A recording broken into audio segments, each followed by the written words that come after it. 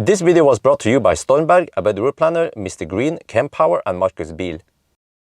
Yo, what's up? We are now at IKEA. It's a slightly different starting point than normal, but actually it doesn't matter where we start. And it almost actually doesn't matter where we test also. But today we're going to do a range test of the Tesla Model S Plaid behind me here. So yes, let's get inside. It's freaking cold outside. Oh, and I have to tell you guys that the grayscale landscape is back. It was snowing last night. Okay, but over to the car. Yeah, well, I can show you here, by the way. I present to you, well, before I start, something that is relevant actually is that we have Nokian Hakkapeliitta R5 tires. They are really good for snow. And you see the back tires are 275, 4019. According to the car's documentation, it's supposed to have 285 rear or even 295. So the rear tires, they are actually slightly narrower than they're supposed to. Don't ask me, ask Marcus. And also the front tires, they are 245, but they're supposed to be 255. So again, I don't know, these rims, they are not original. You have to ask Marcus why I didn't get the original rims, because they are, okay, the original rims, they are more aerodynamic and they should have lower consumption. But at least the tires here, they are narrower than original. So, and then since we have standard Hakkapeliitta R5 tires, then I think this car should be on par with standard wheels. Yes. Okay. Anyway, let me show you. I present to you the Joker. I mean, the joke wheel. Oh yeah. And look here. We have a double glazed window in the back. Double glazed window in the front. Oh yeah.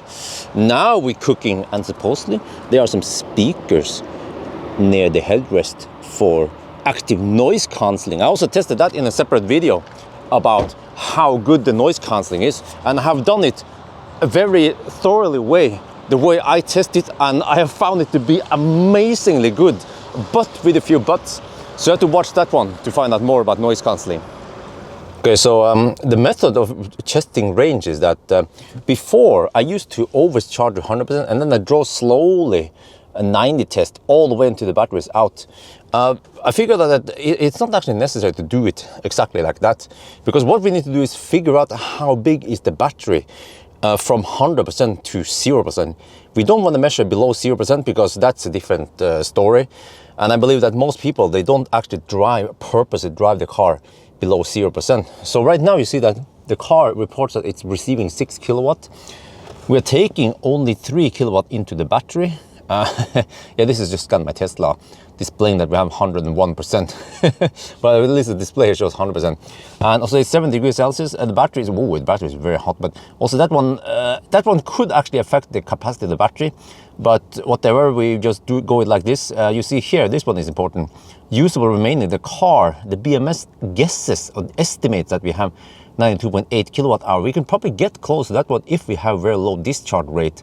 But today we have to drive also at 120 kilometers per hour. It's winter, consumption is higher, so we have to expect some losses. So I'm guessing we might get 92 kilowatt hour after losses, maybe even less. We'll see, I guess. That's the whole point of testing this. And then some people wonder how I managed to get ScanMyTesla to work. Well, under here, you see there's like a lid under the main screen. There you pop it open with some kind of plastic tool. And then you will find the connector to hook this one up to. I don't want to mess with it now. I might show you in a separate video. But this adapter comes from the Sexy Button guys. You know, when you order the Sexy Button, you also need to hook up to OBD adapter. They have their own commander thing that you hook up, not this one. This one is a generic one I've been using it with all cars I test. But what you can do is you can buy the Sexy Buttons, and then you get the adapter for the Model S X Plaid. And then you can buy a standard OBD splitter from this point, and then you can hook up whatever, plus the commander for the Sexy Button, for example. So you can look in the description where to order the Sexy Button, and I also have a discount code for it, and I think I will also be making a little bit of bucks from that one. So yes, a dankeschön. All right, we're on the move, and now the first part is to drive over to the starting point, which is Ioniq. And right now it's not too important how fast we drive. Okay, maybe we don't drive too fast, but just follow the traffic. And then here, by the way, you see that max discharge is reported to be 822 kilowatt. It was even higher when I just disconnected. That is way more than 1020 horsepower. So 1020 horsepower is 750 kilowatt. So all right, all good so far. So I reset some stuff here. There is a tab here in trip here which I reset. We're gonna look at this later because this will be the total energy that we spend for all the different test sections we do. So yeah, and by the way, the car reports 628 kilometers of range at this point at 98.5%. Well, we're not gonna get that today, and also we will do different test cycles. Yeah, but it's still winter, and you see it's, well, winter, 7 degrees Celsius outside. Yeah, it's still winter in Norway, so this is considered a winter test. We are now at Ioniq. Yes, Teslabjorn is home. Yeah, but wow, lots of traffic over here today because we have winterferie, winter holiday, winterferie. That's why. But we don't have to charge it. Actually, we will not charge it. We can't charge it. We have to do a little test here. So now I'm going to do the 120 test first because hopefully it's not too much traffic. You see here. Oh, wait. Oh, you know what? I forgot. Look here. Oh, I'm a tahinya. You know when you take a virgin for the first time, there's this production, right? Well, yeah, we're gonna do it. Well, yeah.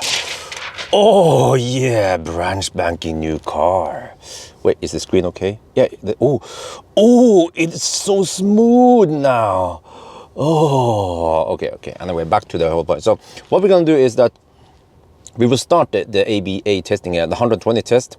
So I will then go to trip here, and we will reset the current trip, and I will also reset in here just to double check that we have everything right. And okay, we have a slight advantage now because the battery is 42 degrees Celsius, but however, I can almost feel like it's starting to blow a little bit of cold air here because it's 8 degrees Celsius and sunny weather. So we actually don't need that much cooling, heating in this kind of condition anyway. So all right, let's go. Right, we're on the move. So today we have some wet roads, and the problem is that like I mentioned, it's a winter holiday, so we have some left lane huggers, actually lots of left lane huggers, not only Norwegian left lane hugger club, but also the Danish and the Swedish left lane huggers club. They're also here. So this is a bit unfortunate because it means that it might mess up our tests. Yeah, and I actually have to cruise at 124 kilometers per hour to match the 120 GPS speed. So yeah, well, maybe I should put it on auto. Okay, here we go. Yeah, so now, because now it will appear like Tesla is more efficient since we can't drive. Okay, you know, I'm going to compensate for this. Once I get rid of these left lane huggers, I can go a little bit faster than, yeah, to try to make it as fair as possible.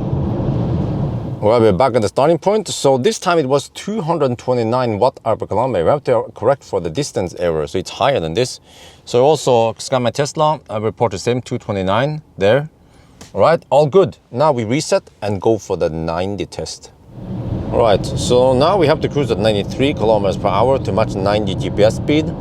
And you know, when we are just cruising on a motorway like this, then the yoke wheel makes perfect sense because you can see the instrument cluster here. You know, that's fine, yeah.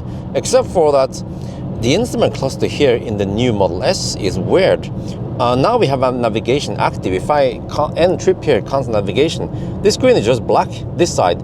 And there is no way to press and hold or something like this this is only for music, by the way. So there is no way to bring up more information on this side and even on this side. And the speedometer is always here, whereas on the previous generation is here. But it seems like Tesla has reserved lots of space here for full self-driving, which will come in 2 Tesla weeks, of course. But to me though, I feel like I have to wipe, by the way. This is the wiper stock. I feel like okay, when we see stuff like this, but I feel like the instrument cluster here is not that well utilized. So the whole point of freeing up space here with the yoke wheel is kind of pointless, right? I mean, I'm trying to be positive here. You guys know that I love Tesla for all the good shit they do, but some things just doesn't make any sense. And I also, by the way, since we are about pointing out weird shit, this one here, I don't know what's up with this, but the new generation sun visor cannot, I mean, this is seems like the highest position it can go. And I'm trying to show you guys, it will look something like this, you know, just give you an idea. So I feel like it's too low, so I want to take it a little bit higher up at least, so I can see the traffic ahead of me. No, it will just be like this. Okay, and this is not something I just make up. I'm trying to make up some flaws with this car. It's just that I have tested so many cars over the year. We're talking about hundreds of EVs, and this is the first car I noticed that it's like this. Like even in the other Teslas, they are like, what's up with the auto wipers, by the way? This is auto wiper active right now. And another problem, by the way, yeah, I should mention, is that when I was driving the other direction, I had a semi-low sun against me, and then wet road, and then the autopilot speed was reduced because of reduced vision. It was hard for me to catch it with audio and everything, but at least I show you that the car was struggling, and I have never ever experienced this with other Teslas before. But now Tesla, they're trying to cut costs. You know, I understand they're trying to cut costs, and they're doing a great thing, but some things should not be messed with, like a yoke wheel, I mean like a regular wheel, like stalks, and like radar. That is very well proven technology.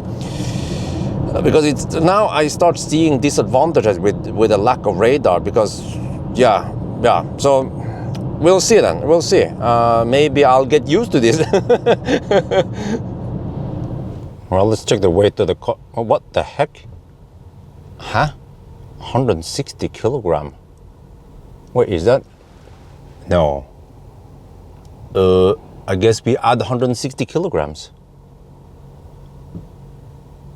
Okay. Front axle, whatever. The whole car. 2,300 then. Oh, that is lighter than the Raven. Wow. We're gonna check here. 160 kilo. Okay, whatever. And then how is Mjøsa today? Well, you can see the windsock there. Not too strong wind. Well, the window here is kind of smooth. Yeah, it's fairly calm on Mjøsa. Oh, that's good. Sunny weather. I picked this day because it's one of the nicer days. So yes, now we just drive all the way to Rudshøgda. Haven't been here in a long time. Yeah, 2 months at least, like 2.5 months, right? And since we don't have any stocks anymore, then autopilot is actually activated with this scroll wheel. I don't like the ergonomics with it. I think it's better to have a stock, that's my opinion, but I'll show you that the auto steer activation here in the menu, you can choose whether you want a single click or a double click. I recommend using the double click, because when you have it on single click like this, what happens is that when you use turn signal to change lane, since we don't have an auto lane change, it will cancel the autopilot. Okay, let's go back. Let's see. So then, no, shit. Okay. But if you use double click, it will work more like in the Model 3, Model Y, where when you change lane, when you use turn signal, you will still keep the auto steer or adaptive cruise control active, and you only change lane, and then you just double click again to activate it. So this is the way I prefer it. Now look here. You can rotate the screen. There's a display here. You can rotate it left or right. You can also go here in display here. It's actually called display tilt, but wait, tilting, isn't that up and down, not like sideways? But yeah, so when you tilt it like this, it will tilt more towards the driver. I'm just not that used to it. I prefer actually having it centered. And I can show you also, if you would tilt it, this one towards the passenger, it becomes like this, okay? So I don't know, man. I just prefer having it central. Now this, and also in the Model S, well, at least the classic ones, the screen is already tilted slightly towards the driver. I'm not sure about this one. I haven't checked the angle, everything. But I also believe that it should be slightly tilted towards the driver by default, even in the center mode, right? I guess we need to bring out the laser cannon and start measuring. Okay, now we're gonna try to coast to see what happens. All right, let me see. I have to watch this one here, and we have speed here. Well, that's like, it's 93 on the speed one, it's 92. I'm not sure what kind of speed. Okay, wait, no, let me see. I have to put in neutral. Well, disable this one, put in neutral. There. Okay, now it's in neutral. Okay, we're picking out speed. Cool, we see decimal in the speed here. And then this one, I guess, is just for electronics and HVAC and yeah, whatever other stuff. Well, as expected, we are not picking up that much speed since it's wet outside. But the Tesla is fairly aerodynamic, so it should still go fast, right? Yeah, okay, go. All right, picking up more speed. Oh shit, vision.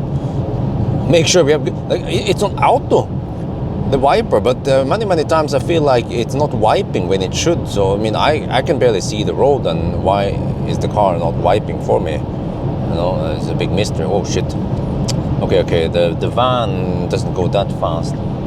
Need to change over here. Yeah, you see auto wipers? Huh?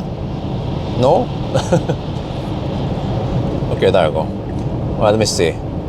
I mean, we could just try like we do with the other cars, is that we see how far it will roll until we hit 90. Well, this one, in that case, 92 kilometers per hour.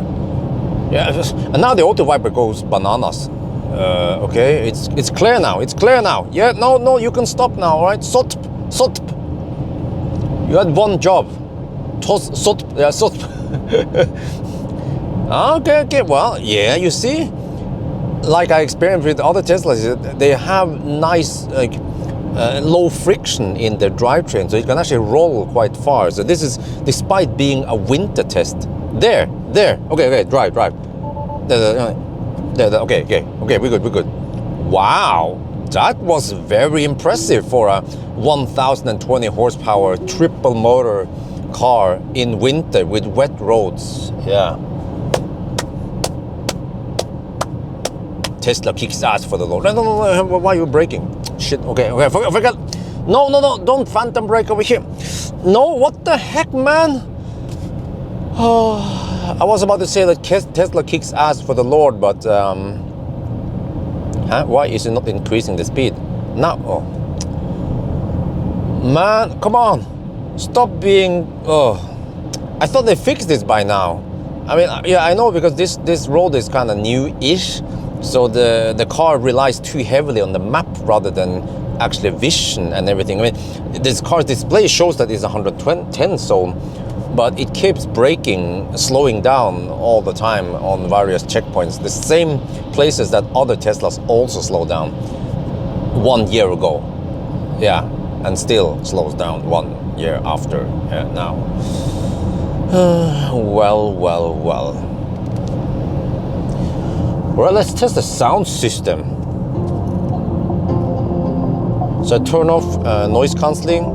I turn off immersive sound. Everything is flat. EQ, everything is flat. Ooh, nice and deep bass. Yeah, that's nice. Oh yeah, I like it. I'm using uncompressed WAV file on a USB stick.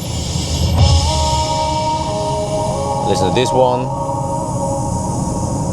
So bass is quite good, nice and firm. Let me try. Okay, crisp and clear, but not over clear.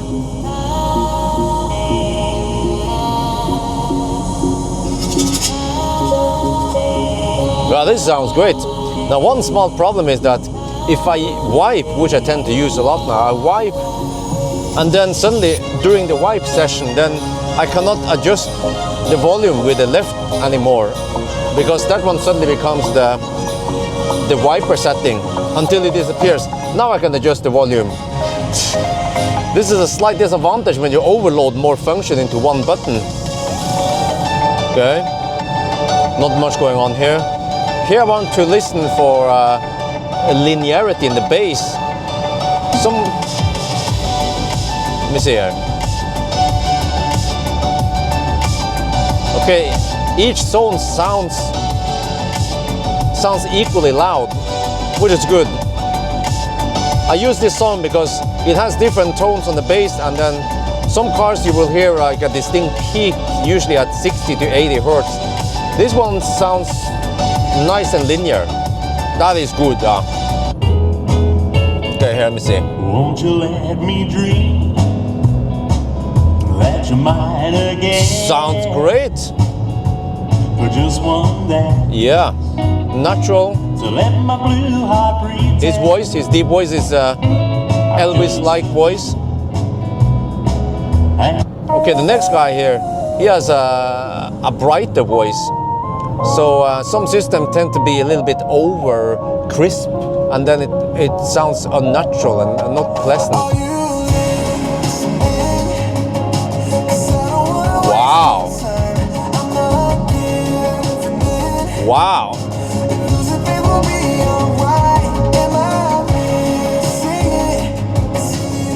Sounds great, man. Almost like a Burmester or Bang Olufsen. Really, really impressive stuff, man. So when I tested this briefly during live stream in the 1000 kilometer challenge, I had the immersive sound on, and then it felt a little bit weird, but now I switch off everything as pure as possible. Okay, last one, I will be listening to rumbling in the, or rattling rather, in the bass, some mid bass around 100, 150 hertz.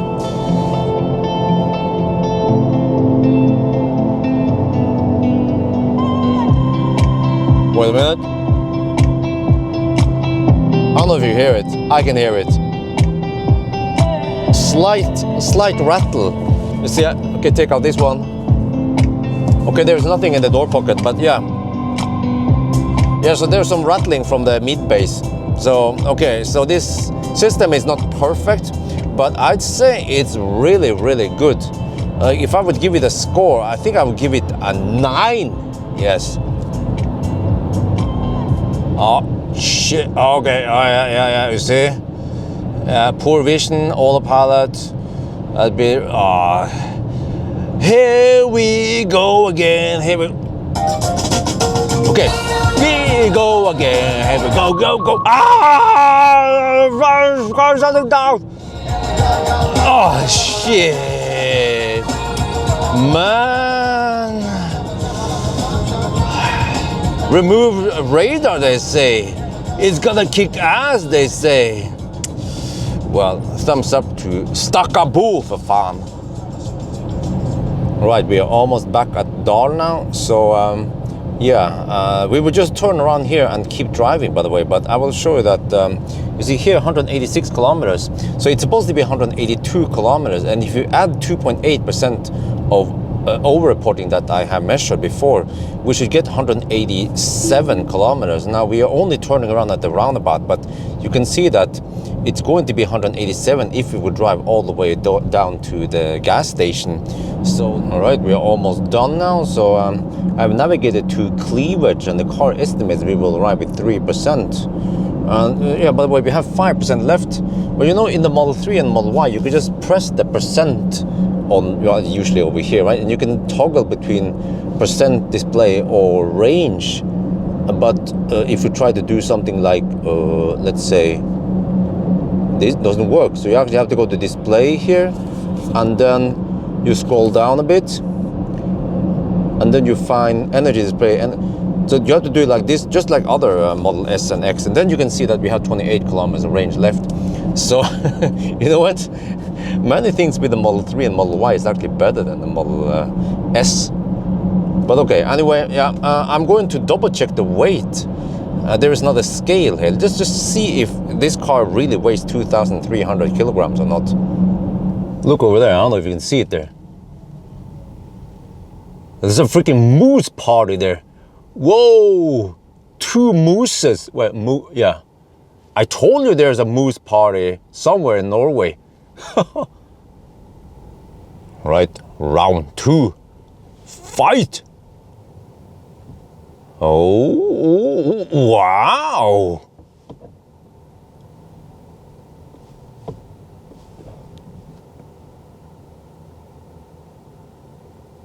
Damn! Tesla kicks ass for the Lord. All right, we are done. D-O-N. So I have not plugged in yet. I'll show you now. See, this is a trip for the whole test since we started from Oslo. And you see that we spent 90.2 kilowatt hour and we have 1.9 kilowatt hour left. So that's actually 92.1 kilowatt hour total. So that's all we need to know, the net capacity. And then we can calculate the rest. And yeah, I'm not sure what else to show you here. So by this one is incorrect. It's 2.8% lower than that real one. And then if I switch over to this performance tab here, you can see that actually throughout the trip now, the car kept the battery temperature at roughly 28 degrees. It dropped, of course, in the beginning, and then it kept it there. And then some people say, yeah, but you know, if you use, it was based on the 1,000 kilometer challenge, say that, oh yeah, well, if you use Plaid, it will keep the battery warmer. Well, actually, I tried different modes, chill, sport, whatever. It did not affect the battery temperature at all. So that is just yet another incorrect assumption. Yeah, but okay. So now let's charge the car and see how fast can we actually charge when the battery is not that hot. 40, 50, 60. Wait. Wow. Whoa. All right. Wow, this is good shit. Not too bad. And you see here, this one reports 156 kilowatt, which is what we are receiving from the charger, 157. This one is what goes into the battery. And then there is some 10 kilowatt roughly that goes into heating up the battery. So you see now inlet goes up like crazy now. So it's pulling 10 kilowatt for heating. That's actually a little bit low because I've seen it pull 15 kilowatt before for heating of the battery. What? I went to pee and I came back and we are charging at 209 kilowatt. Yeah, I forgot to mention that normally, you know, I navigated to, I can show you here in the history, I navigated to Burger King. But what you want to do normally is you trip, you go here, and then you navigate to the supercharger, and then the car will preheat the battery for supercharging, and then you will not get 150 kilowatt, whatever we got earlier. You will get over 200 kilowatt. All right, we are back home now, so let's take a look at the result. So you see that I managed to estimate exact numbers based on ScanMyTesla numbers, and then what the distance the car thought it was. And then it turns out that we have only 170 watt-hour per kilometer at the 90 test. And then even the 120 test was remarkably good. But when you might be thinking, yeah, but hey, 170 watt-hour per kilometer, is that really that great? Well, actually, remember that it's winter today. We had wet road and it was cold outside. And the car managed to spend only 170 watt-hour per kilometer. And you see that in comparison, the EQS 500 in Thailand in hot weather, and also the BMW i7, you know, those are also similar sized car. Okay, they are a little bit bigger, but just to put things in perspective, those cars in summer managed to consume 160. And this one in winter, 170. You can imagine once spring comes and summer comes and I'll be able to test this Plaid. Well, okay, it'll probably be sold by then. Yeah, Marcus doesn't keep his toys for too long. But if I can get my hands on another Plaid in summer, we might actually get really low number, maybe below 150 watt-hour per kilometer. So this is really a beast. And remember that the Plaid is a triple motor, 1020 horsepower. I don't know how many times I said it in the video of this, but it's a freaking speed demon. And compare that to the EQS 4MATIC Plus that I tested in similar winter conditions. You see that the EQS, which has only 761 horsepower, by the way, and it's a dual motor, it consumes way more. Like the 90 consumption in the EQS is almost as high as the 120 consumption here. And how the heck can that be? Well, because the EQS doesn't have heat pump.